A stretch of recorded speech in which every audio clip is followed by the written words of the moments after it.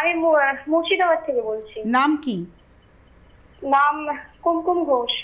বলুন। স্যার, আমার মায়ের না শিরদাঁড়া একদম নিচের যে হাড়টা আছে ওখানে প্রচন্ড ব্যথা করছে।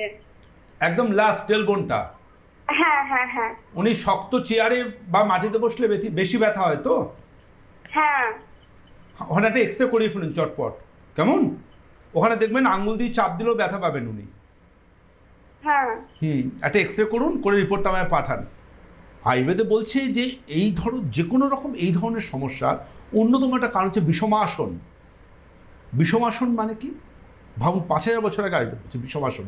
বিষমাসন মানে ভুলভাল পদ্ধতিতে শোয়া বসা, দ্যাট ইজ কল্ড বিষমাসন। খেতে বসতেও আমাদের একটা পদ্ধতি মেনে বসতে হবে, শুতেও আমাদের পদ্ধতি মেনে, আমাদের হাঁটতে হবে একটা পদ্ধতি মেনে। সবচেয়ে বড় কথা হচ্ছে দেখবেন আপনার স্পাইনের এজ আপনি বুঝতে পারবেন, বায়োলজিক্যাল এজ। কী করে? আপনি হাঁটার সময় লক্ষ্য করে দেখুন আপনি সামনে ঝুঁকে যাচ্ছেন কিনা। আপনার কোমরের সমস্যা হচ্ছে কিনা কী করে বুঝবেন আপনি?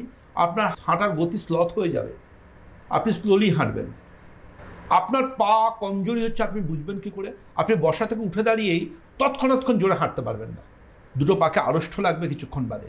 আপনাকে বুঝতে হবে আপনার শরীরের, আপনার নার্ভ, আপনার অ্যানাটমিক্যাল স্ট্রাকচারের কোথাও আস্তে আস্তে এজিং প্রসেস আসছে।